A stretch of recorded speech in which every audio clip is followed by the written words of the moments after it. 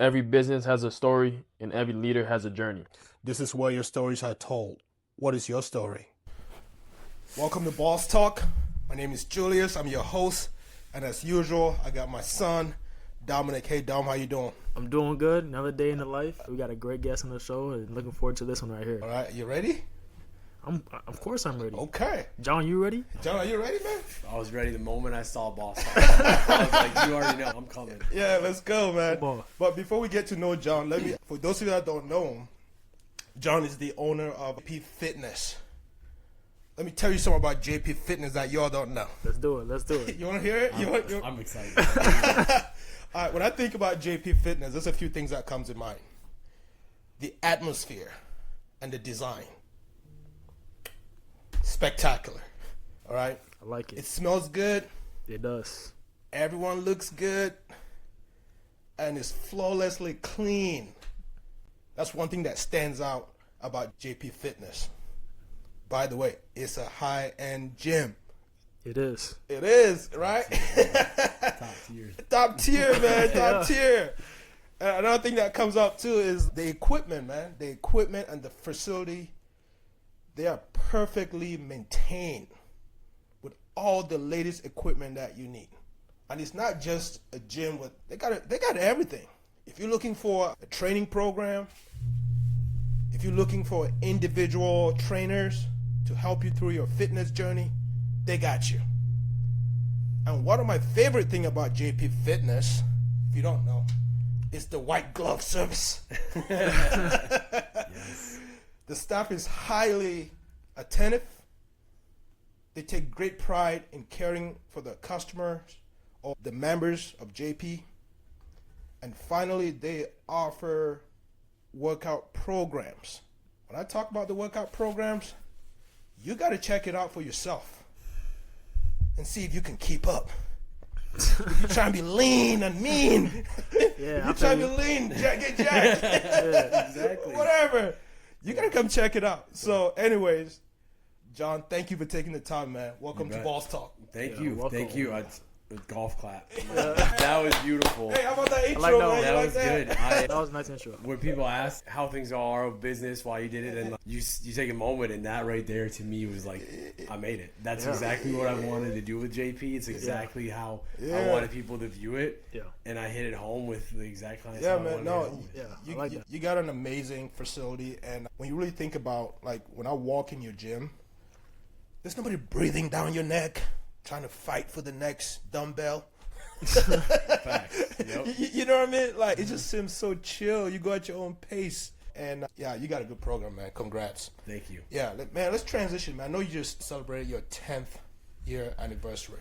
Let's Yes. talk about that. What did that mean to you, man? It's kind of like one of those surreal moments where you look back and you're like, okay, how did this come up so quickly? Because 5-year mark came and went, but it's just one of those moments, and like I kind of just stated too, where I think back, I'm where I wanted to be. I'm doing the things that I want to do. I'm working with the clients that I wanted to work with, and I took what was an idea in my head.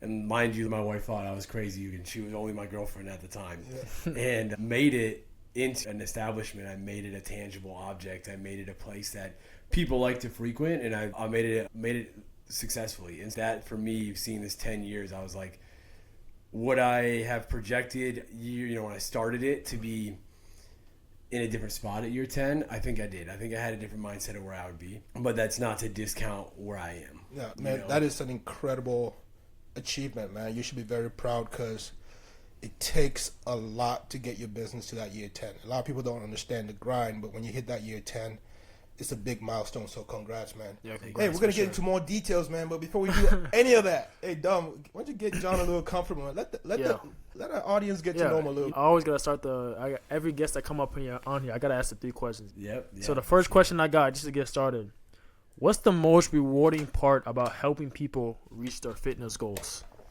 Really good question. And it was actually at the 10-year too, where my wife was talking about one of the main things that I started JP for, and like what really drove me to want to do it.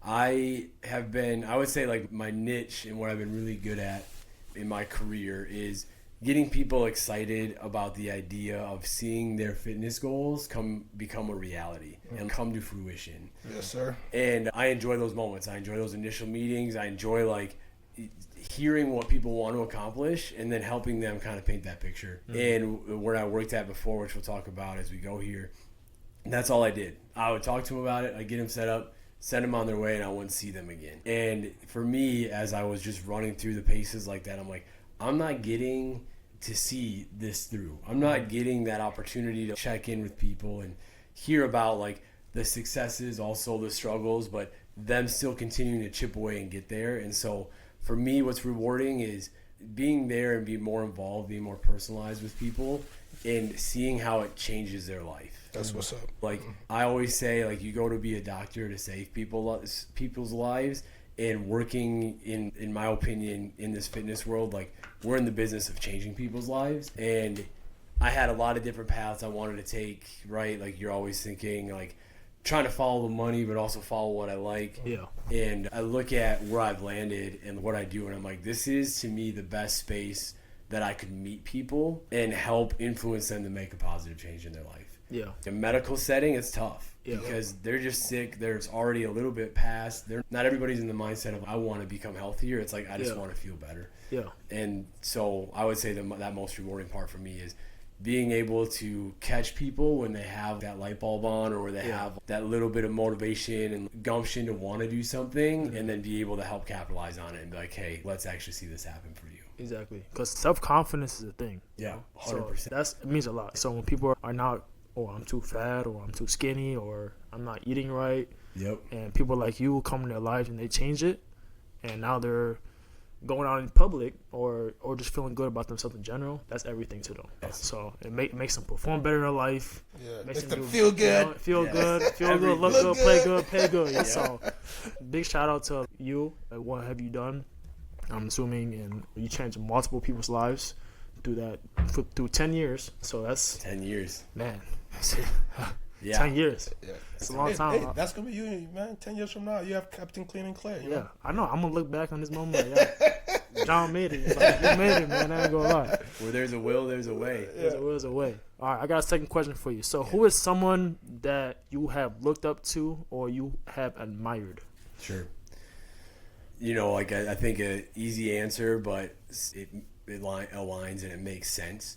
I lost my dad when I was like 15 years old. And I think one thing that stuck with me through learning about him as I became an adult was everyone enjoyed being in his presence. Almost everyone. I mean, you had a lot of people that came out to show their support to our family after he had passed. So he was someone that I always was like, man, I want to be like my dad. I want everyone to like me. You could even probably make an argument that like I have a complex that I want everyone to like me. You know what I mean? But yeah, he was one that I was like, man, he ran a business. He ran like a small town bar. And as he's been gone now for 20 years, I think how much I've learned from my mom. Yep.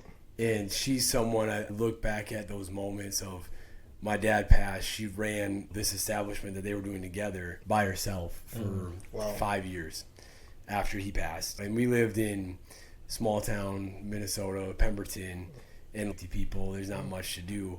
So then she's living in this house out there by herself too. And like, I admire her perseverance and her ability to keep showing up and being there for us and being someone that had to keep pushing through and try to find like the happiness and find the successes. And yeah, she was the only one that was there for me. Yeah, man. Your mom is the champ, man. W mom. And my dad, they give him the credit of the pulse of the business. He was always going out, making connections, being more or less like that sales guy. Yeah. But I think what kept those doors open was a lot of my mom's organization, a lot of my mom sometimes picking up slack where she needed to. And so I think subconsciously I've come out to be more like my mom in certain situations, which is cool for me. Yeah, That's good. I like that answer, man. That was a deep answer. That's right deep, there. I like man. that. See, I know we're not even into it. I'm already getting deep. it's My not. wife will tell you that my emotions go like this, so you're gonna get all of them always. Yeah, big shout out to your mom. Big shout out to your dad. RP your dad, man. Thank you. Yeah, I definitely know that when he's looking down on you right now, he's very proud of you, man. Thank you. Yeah, You're man. doing I'm it. super proud, man. All right, I got a third question. Switch the vibe a little bit. Yep, You know, yep. So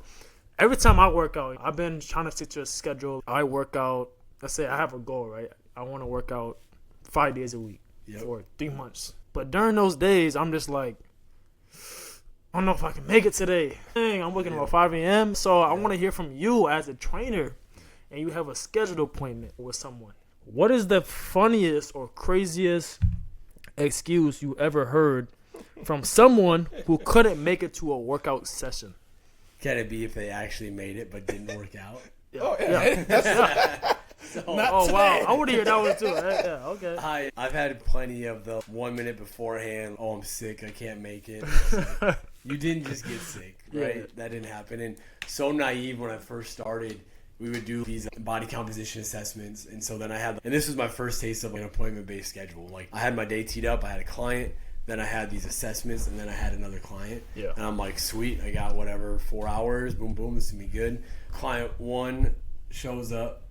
2 cancels, 3 cancels, 4 shows up. I'm like, this just ruined my whole time. I'm like, this is just fucking terrible. But that isn't the craziest story. The craziest story Here we go. is one of my good friends. They've been training with me for 9 years now. They were able to finagle a ride to JP because I think they were still intoxicated that next morning. Oh, wow. And rolled up, and we tried to do one set, and I could just kind of tell. I'm like, they're not in it right now. Yeah. Like they're definitely something's still going on. And they had their sunglasses on the whole time, and they're like, In the gym? yep, sunglasses on. You could tell like walk of shame feeling, and they're like, I think I'm just this is sauna day. I think I'm just gonna go hit up the sauna. And so that like it's happened before, but it was just funny because it was like showing up in that state, and then just actually being there for the workout, and then realizing like, nah, this is not for me. I just need the sauna today. But they showed up, though. They showed up. A little tipsy. Not ready to go. Exactly. Yeah. No, man, that was good, man. That was good. Hey, well, that's good, Dom. That's really good. You know what? That's why we're here, man. So I think John is ready. I'm ready. All right, man. So let's dive into it, man. So what does JP stand for, people that don't know? And how did you come up with that name? What's the significance behind that name?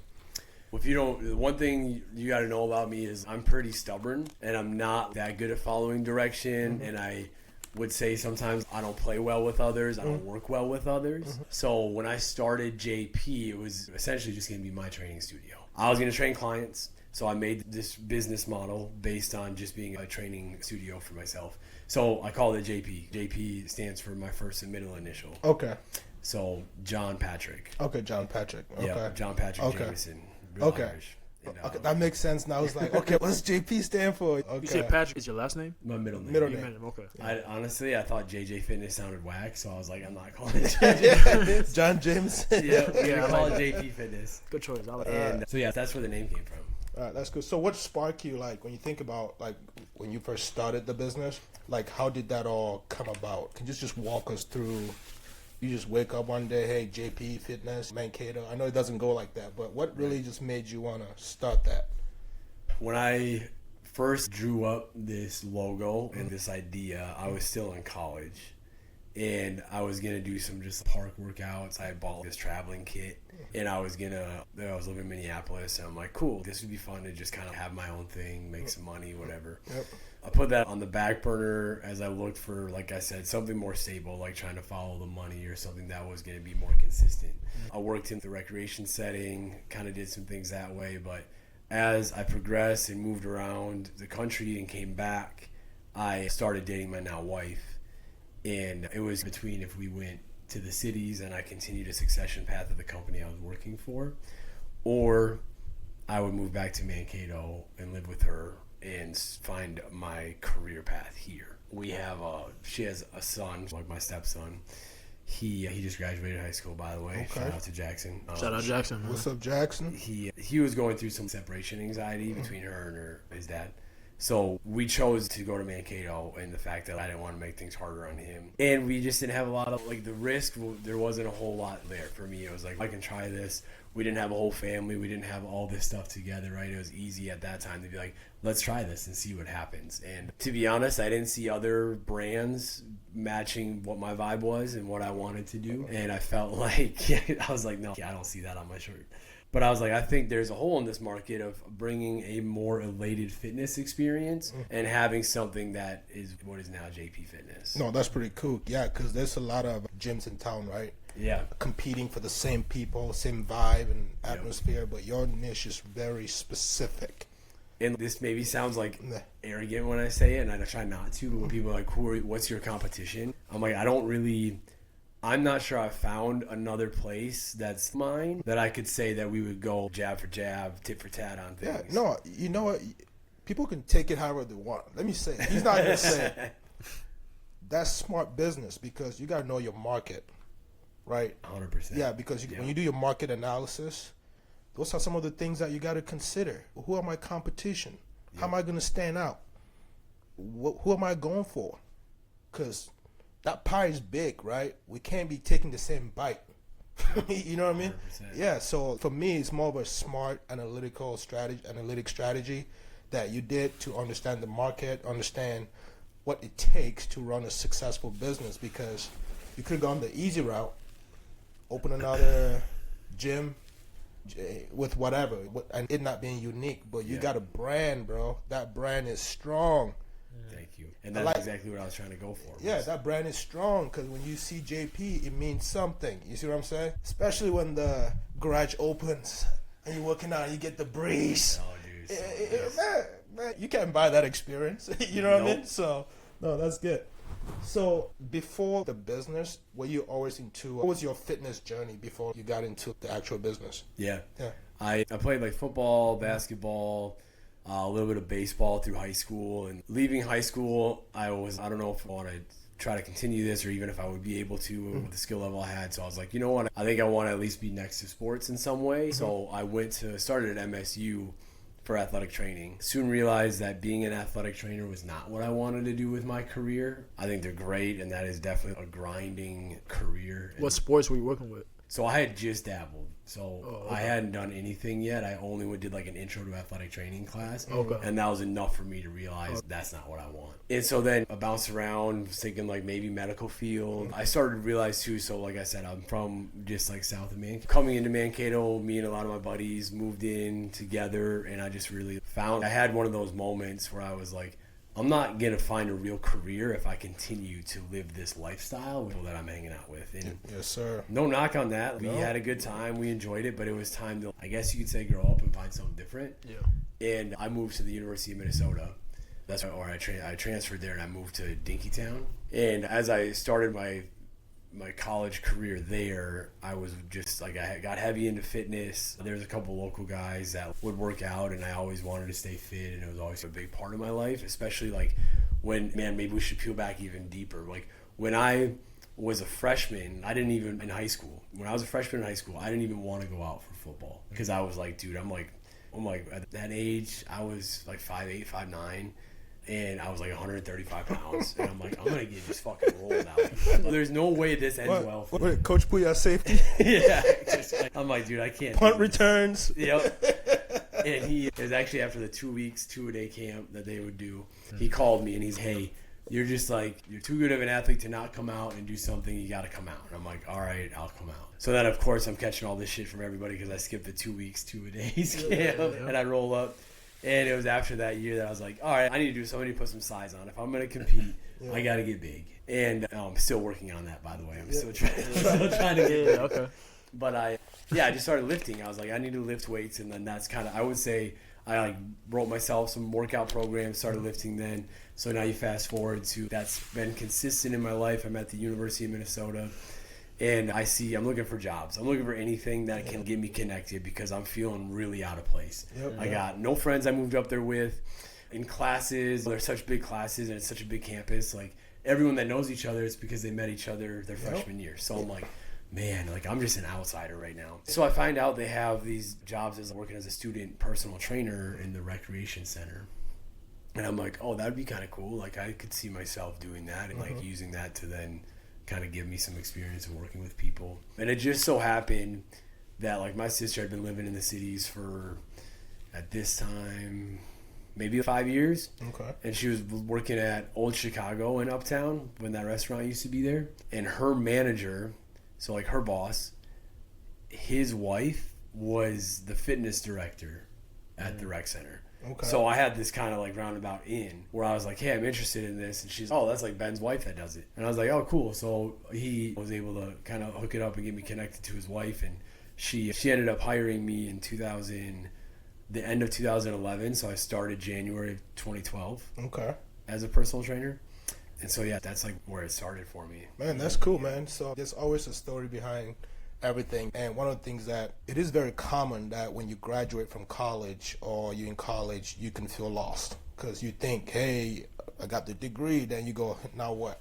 Because life is complicated, man, especially when your network is not around you. Yep. And you got to create new network and figure out a way out. Man, whatever you decided to do, man, it did work out because you know what? 10 years later, you're a boss. Boss, baby. You know what I mean? Yep. Because 10 years later, he's the real boss. No, that's good. All right, man. So let's talk about the business side a little bit. Because obviously you got the gym and everything, but there's also a business component to it. So walk us through the early stages of the business. What were some of the most challenging things you faced that very first year?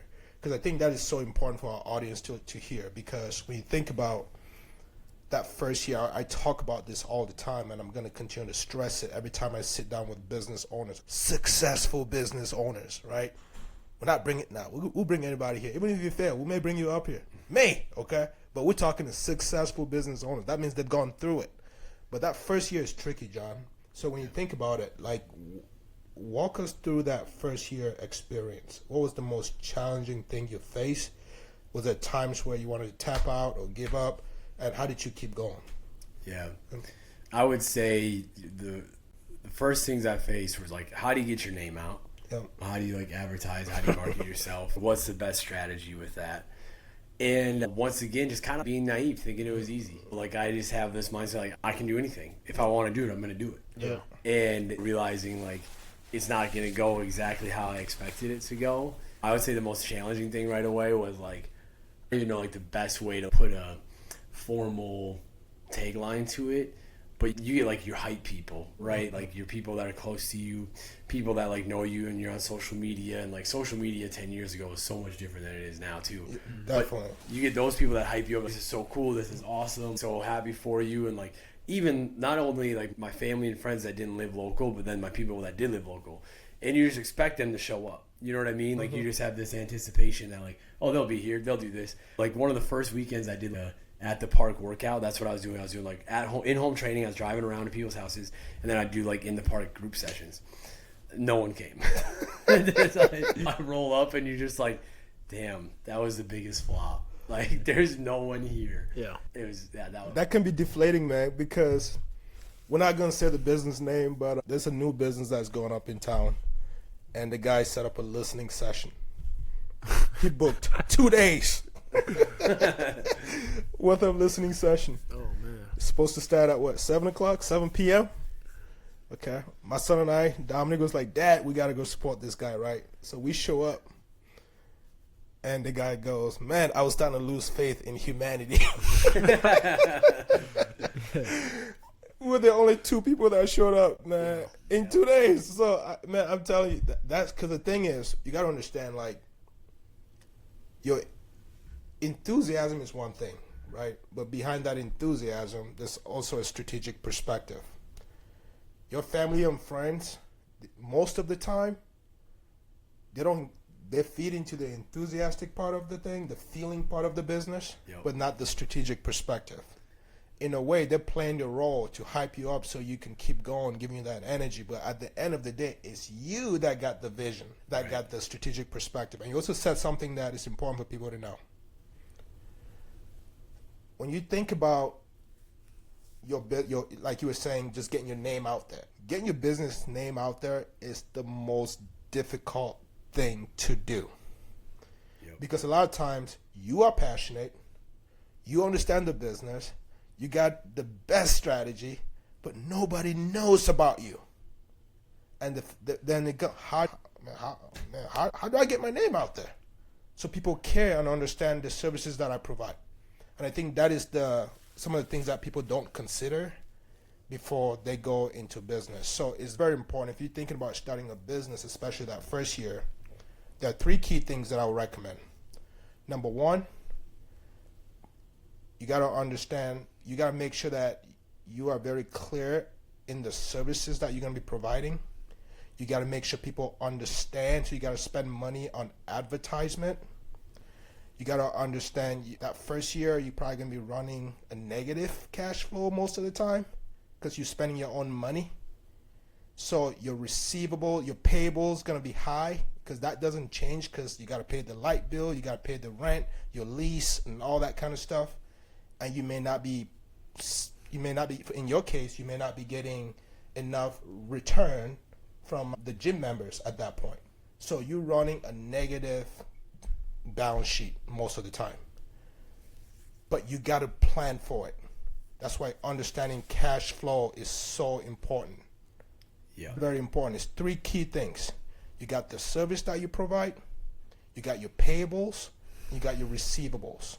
You got to solve for all of it before you go into business. Otherwise, you will fail. Guarantee it. All right, man, don't get me going on that, man. I get passionate about that stuff. This is boss talk. This is boss talk, man. So if you can think about, like, the gym business is very competitive out there, right? Yep. In Mankato, we got probably 20 plus gyms in Mankato. Every corner, there's a gym. Yep. Why do you think there's what makes Mankato so unique? When you think about, I know it's a college town and all that, it's just a growing community and everything. As a business owner, thinking about that first year experience, deciding to do the business in Mankato, not in St. Clair, like, what analysis did you do before making that business decision to have the building in Mankato? Yeah. So I worked with the Small Business Development Center, SBDC. Mm-hmm. Which one is that? The one in Mankato? The one in Mankato. Okay. Yeah, they're kind of like, I think it's changed now. It's like the Maverick Innovation Center for Entrepreneurship. Like they've definitely grown it, but the SBDC is its own entity. And they worked with the college. Like, they're a free service. You can go to them and tell them, like, this is what I'm thinking I want to do. I want to start a business. This is what it looks like. This is kind of like what my business plan is. Or you can go there, ask them how to write a business plan. I worked with a lady right away. She handled more of that marketing aspect of it, of the SBDC. And like, that was when Facebook business pages were just starting up. So then I was like, what you need to do is a Facebook business page. You need to get on Instagram. And you did those things. And like, back then, the organic aspect of posts was just so much different than it is now, right? Because you didn't have to, there wasn't paid advertising back then. It was few and far between of people doing it, and I don't think they had like their monetized system set up properly yet. So you were able to kind of capitalize on your audience just by having organic posts that people would share and comment on and whatever else. But so the SBDC, they also have a commercial real estate aspect where there's someone that'll help do like a market research for you, and they'll provide you with that. You tell them what you want to do, the markers you want to look at, and this commercial real estate agent was able to share that market analysis with me and talked about all the different factors and like what I'm going after. And I'll be honest, that dude was like a naysayer. Like, when I told him what I wanted to do, what it looked like, what my business model was, it was very much like I don't know if that's going to do well. Almost tried to talk me out of it. Yep. And like I said earlier, I'm very stubborn. Yeah. And even if it doesn't make sense for me to be bullheaded, I'll do it anyway. And so like, in that moment, I was like, okay, like, you just tried me, and that was enough for me to not push forward. Like, you're going to tell me this is stupid, I'm going to tell you why it's not. Yep. And fast forward to 2022, so 4 years ago, I'm out at the Mankato Golf Club hitting driving range balls right next to this dude. And I'm just sitting there thinking, I made it, dude. Oh, like, man. I made it. Regardless of what you said and what you thought about this, here we are paying the same dudes doing the same shit on a fucking Saturday morning. But anyway, so he was able to provide me with that, and I was pretty adamant about where I wanted to go right away. And like, you think back to Mankato in 2014, 15, 16, they were really trying to revive downtown. They were like flipping back into doing like the tax credits, trying to get businesses to come down zones. there. And I wasn't at that level. I wasn't that big. I wasn't about to do something, out of this world. I didn't have that much money when I started JP. Like, I did all the construction myself. Like, when I took over the space I was in, I did the demo work. I hired out some things that I knew I couldn't do, but for the most part, like, I'm the one that did it all. But I just wanted to be downtown. I was like, this is going to be a thriving spot. I think people are trying to like gravitate more down here. At that time, you had like a pretty long established gym like there on the west side. You had one that was up on the hill. You had a couple different small like box places, but I'm like, I think this would be a good place, and like the aesthetic of the place really mattered to me too. So that's what kind of brought me there, and that's where I started. So you put a lot of sweat equity in, like in the beginning. Yep. Man, that is such a big, when you think about like your out of pocket expenses when you're starting a business, right? That cuts back. That helps tremendously. Yeah, because if you are that handyman, it's a bonus, especially because starting is tough, man, especially when it's a big operation and everything. So for people that don't know, explain what services do you offer like at your gym? Like, talk through that a little bit. Yeah, JP Fitness, as a personal training studio, we focus and specialize in small group training and one-on-one training. We do offer 24/7 access, so if people want to come in and just do their own thing, they have that option as well.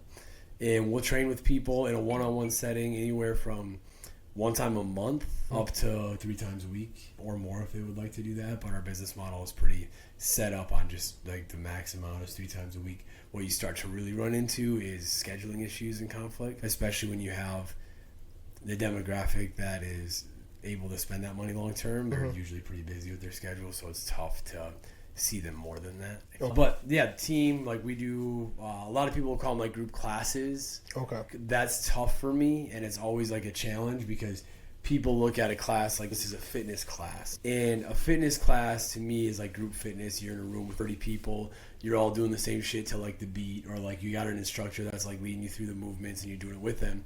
And that's not what our model is. Ours is more of a session. It's smaller, so you got 8 to 12 people in there. It's almost a semi-private personal training session because we get you that program. We get to give you better instruction in there. You're led by a certified personal trainer. So there's a lot more value, I think, that's instilled when you say things like session instead of class. Talk about working like with a certified personal trainer over just like a group instructor, and there's a lot of really like I don't discount that because I was a group fitness instructor too, so it's not like one's better than the other, but I just think there's more value in how we run like a group class. No, that's good. It's very good that people understand like you have the resources to provide the individual training sessions, the group sessions, and if you just want to go out there and just do your workout and go home, you have that option as well.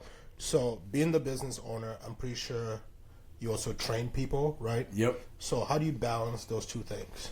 Yeah, I don't know if I do.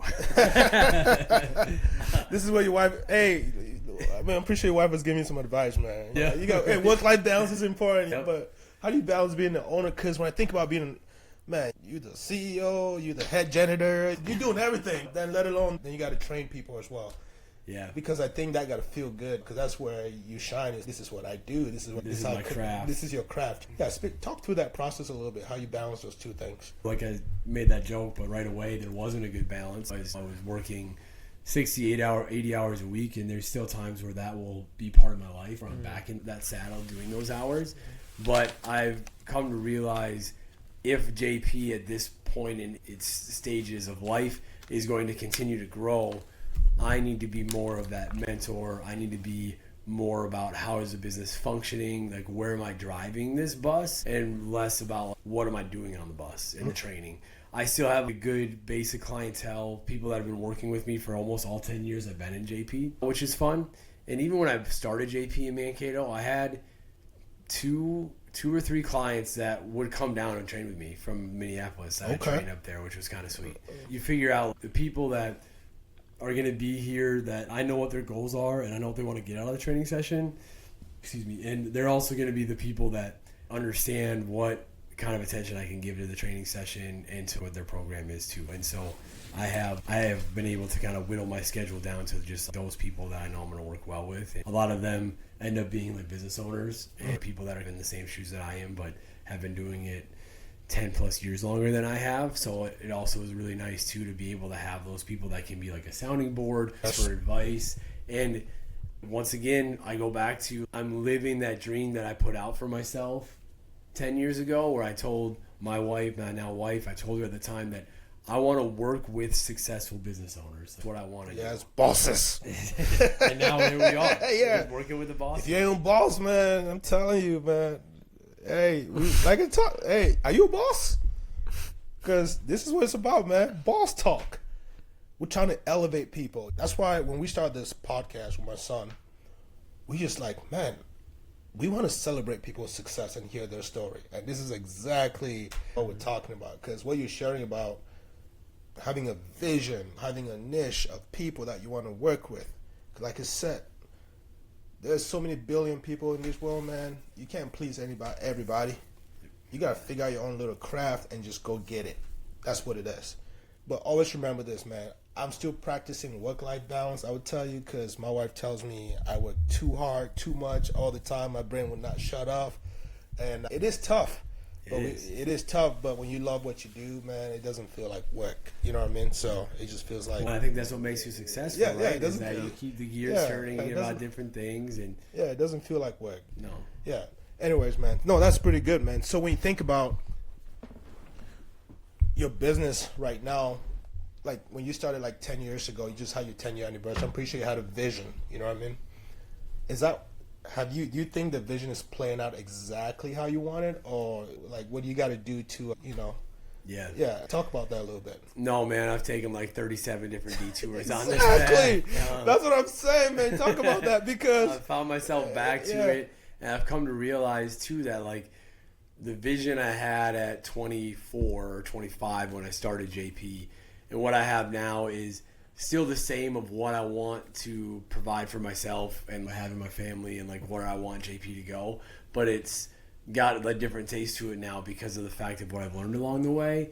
And I've put myself in some of those detours as well, just learning and living and maybe being a little immature when I started the business. But I think what I initially had for an idea and like where I'm at now, I see where they contrasted and maybe where they didn't make sense. Yeah. And so it's good to be in a position now where like I feel like I've got a clear vision. But we could come back at this couch in 10 years and I could be telling you something man. again. Yeah, No, but you know what? That's a definition of growth.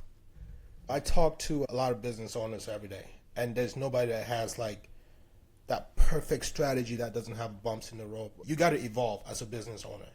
Yep. So that's part of the growth process. If you can't adjust, it's like a coach, man. You're down by 20. You can't keep doing the same playbook. No. You know what I mean? Like you got to make adjustments. So that you got to make adjustments. It's just part of life. It's important for people to understand that because when some people hit that first bump or challenge or things are not playing out exactly the way they have it in their head, they give up. That's the trap. Just there's always a way. You just got to evolve and think through, leverage your resources, talk to other people in similar industries to help you think bigger. That way you can stay focused on your long-term goal, which is being a boss. 100%. You see what I'm saying? There's a lot there because sometimes you hear business owner talk and why they stop doing the business is because, number one, they're stubborn. They don't want change. This is how I got to do it. They got that mentality. And you got to evolve, man. Things change. Yeah. In my world, I listen to the youth, man, because they're the future. You may think they're not smart. They're probably smarter than what do y'all call me? Boomer? I'm a boomer, right? You know what you call me? Whatever, right? I understand little things, but your vision, I have to invest in you to understand what you're thinking and why you're thinking the way you're thinking. With your vision for businesses, because you know what? 80 years from now, Pops is going to be gone, but you probably still be around. Maybe. Whatever. No, but like during the last episode, I kind of talked about how like God's plan. So a lot of people assume like God's plan is our straight and then finish line, but it goes like this, goes up and then goes down and goes up and goes down. So you just got to navigate through those challenges, pretty much, and stick to it. Everyone's looking for that path of least resistance, and then the easy way. And then when things get difficult, like instant gratitude. Gratitude. Instant gratification. Throw their hands up if it's not going the way they wanted it to, and just easy to be like, all right, that's not it. Because, and even quoting one of my clients that I work with, who's a successful business owner, but people have a lot of great ideas, and I enjoy hearing the ideas, but I want to hear the execution. Yes. I want to know how you're going to make that idea come to life. And like those are things that you can't seek out, right? You can't go buy that. You could pay as much money as you want for all the job coaching in the world, and it's like those moments where some things just come out organically that like I cherish because I'm like, yep, you're right. What can I do now? How do I take that back and then bring that to my staff and like my people, and how do I make JP better through these things I'm learning through how these people view it. No, and that's so crazy because when I hear people start, when I ask them, hey, what are you thinking about? They, going back to the idea thing, they say, oh, I believe that this is going to be successful. I'm like, man, just because you said I believe, because belief is a doubt. That's why you're saying I believe. You don't believe in things when you think about starting a business. Yeah, you can believe, that's the start of it. But the only reason why you're saying you believe is because you don't know. Because if you know you'll be successful, you wouldn't say I believe. That means you don't have a strategy. That means that's why you're leaning into the feeling stuff, you know, saying I believe. I'd rather you say I think I'm gonna be successful. Because when you say I think, you can in most of the time you can clearly articulate a strategy. And you can either go, I see your vision now. So there's a difference in thought process. So if you're somebody out there trying to start a business, yeah, the feel good stuff is a start, all right? But it's not enough. That's all I'm saying. You know what I mean? So I'm not saying don't stop believing. Don't come at me, okay? I'm just saying it is a start. It is a start. You got to have a little strategic perspective to go with it. It's believe and strategy. It's believe and something else. Is believe and understanding the vision and doing your analysis and doing just to understand what you're getting into, so it increases your likelihood for success. So don't come for me when I say believe. Don't stop believing. That's a song, isn't it? Yeah, I mean, throwing some Journey out at it right now. I love it. Don't stop believing. All right, man. I know other than work, man, I see you're very involved in the community as well. I try to be. Yeah, so what are some places that you spend your time when you're not doing gym stuff, just in the community? Like, what am I doing to help out? Or like, yeah, just like volunteer, like you just Yeah. seem, I don't know, see you in all kinds of United Way events and Yep. all that kind of I stuff. was just going to say, we try to be where we can for the men's event that's actually coming up here soon. Unfortunately, my staff isn't available, so I'm not able to help this year, but we've been there for the last 3 years. Yes. I was part of Leap Legends, so What is, okay, what's Leap Legend? That's a local organization. It's leisurely. Oh man, they're gonna hate me for not knowing this. No, it's okay. But anyway, it's leisure education for exceptional people. Okay. I believe that's what LEAP stands for. But they do a slow pitch softball game, like celebrity game every year. Okay. And I played in that actually 3 years. You're only supposed to be able to do it twice, but the first year, embarrassingly enough, I broke my collarbone playing softball leading up to the game, and so I couldn't play. So I had to have someone stand in for me. But that was still representative of my company. Then the next 2 years I played. But I would do that, and I've sponsored that before as well. That was big for me, was to still be involved even after we were playing in the game. So that's another really great organization. They do really great things for people in the community. We partnered with them because they had athletes that wanted to do powerlifting in the Special Olympics. And so a couple of my trainers put them through like a program and helped them reach their personal bests and their PRs while they were at the Special Olympics. So when it comes to helping out and being a part of the community, those are some things that we've done and that I find. And like the Backpack for Food program, I can't overlook them either, the FOCP. We've done their Climb to Feed Kids. We did that. Cool. God, when they did it at President Arena, we did it like in 17 and 18 and 19, and then COVID hit, so then they went away from it, and then they started doing it outside. We did it outside, and then it's just something, once again, that we did it for 4 or 5 years, and it's something that then we put energy elsewhere. But actually, tomorrow I'm going to go volunteer and deliver food to families. No, it's very important, man. I think it's all part of the giving back to the community, right? Because I think, and everybody does it in their own way. Whatever you're passionate about, whatever you feel will make you, whatever you think will make you feel good, it's always good to give back. Because a lot of these nonprofits, they need a lot of local support. So here's my plug for all the nonprofits in Mankato. Hope I said something positive. You're going to have to clip this part out. Just kidding. All right, man, let's get into the lightning rounds. We like to do something where we like our guests to speak to our audience and just give them some advice. Yep. So think through, for someone that wants to start a gym or any business whatsoever, what advice would you give them? talk to them, John. Tell them. You've been in the game for 10 years, man. Yeah. Yeah, owner, and you're doing everything. So give them some advice. Step number one, man, you have to love what you do. You've got to have a passion for it. You have to be passionate. You've got to be patient. And you've got to be available. Those are the big things that I feel like has contributed to my success. So when I look at the advice I want to give someone is be ready to do things that you weren't ready to do and be ready to work around the clock to bring your vision to life. If you're not willing to put your nose to the grindstone on that, then you're not ready to go. Yeah. You got to do the work. You have to do the work. You've got to be willing to do the work. You've got to be ready to. It's funny. What's his name? The preacher dude that's a really motivating speaker. You know, I'm talking about E.T. the Preacher. Is that what it is? You ever listen to his stuff? E.T. the Preacher, what does he say? So he had a video. We watched it in college. But it talks about, like, how bad do you want it? And that's the theme of the video. And I resonated with it because there's a moment in this speech where he talks about, throughout the whole thing, he's talking about, like, how bad do you want it? Until you want it as bad as you want this, or he gives an analogy, how bad you want this, then you don't want it that bad. And one analogy he uses is, if you have asthma, you know what it's like when you can't breathe, right? You know that, like, all you want is to be able to take that deep breath. And he's until you want it as bad as you want that breath, you don't want it. You know, and he throws out some examples. He's Beyonce, she's out there grinding. She went 3 days without eating, you know, as she's going through it. And it's like these different scenarios and just talking about how bad do you want it? And I think about those moments because some people just don't see it that way. And I resonated with it just because of that asthmatic analogy of until you don't know what it's like to breathe and that's all you can think about is I just need to take a breath. If you don't want it as bad as you want that breath, you don't want it. Yeah, that's pretty deep, man, because you know what? Because it's tough.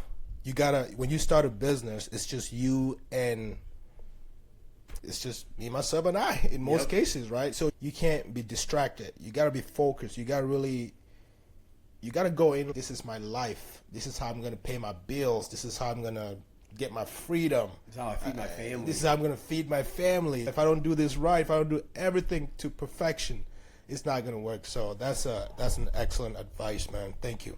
Yeah. So next 5 years, what do you see, JP? As I fine-tuned like what I'm doing, how I've built myself around the business and what I want to do and like what the brand is, I would love to see myself, always like a 5-year mark was to go into other like markets in terms of Mankato and offer this. And now knowing what my successful target demographic is and where I know our services need to be for us to be successful and how we offer that customer service, I would see myself with at least another location and offering what we're doing. So, in Mankato? Not in Mankato. Surrounding areas, maybe? Correct. Yeah. Yep.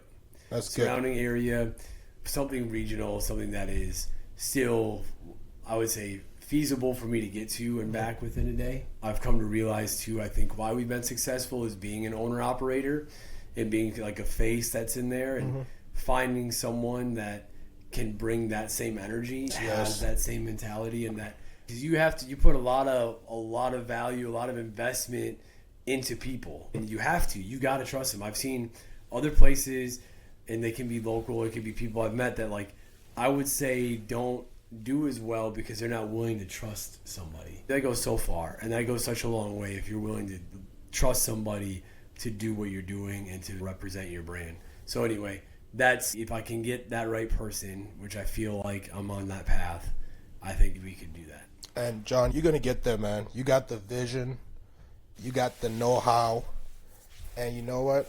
I always the body. You got the body, the energy. You got, man, you a boss. Yeah, because I think as you think about growth and scaling, right, you got to figure out a way to multiply yourself through others. That's just because you can't be at 10 different places at the same time.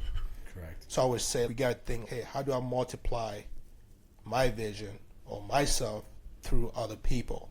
So what you were talking about, getting someone that has similar vision, it takes a lot of training, it takes a lot of coaching, it takes a lot of, that first 2-3 months on the job, you showing up consistently to make sure that they're executing everything to perfection the way you want it.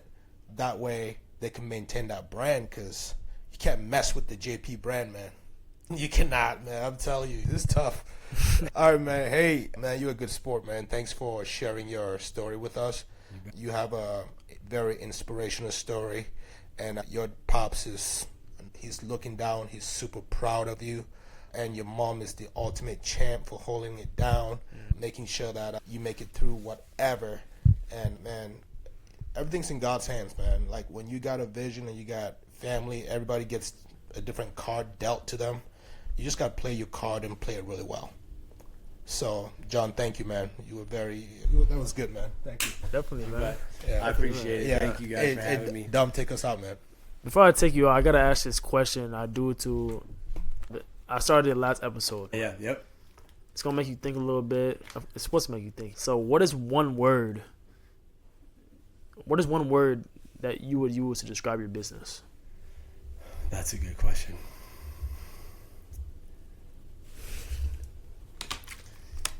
I think like an easy word to say is elite, just because of my brand. But what I really want to say is like progressive.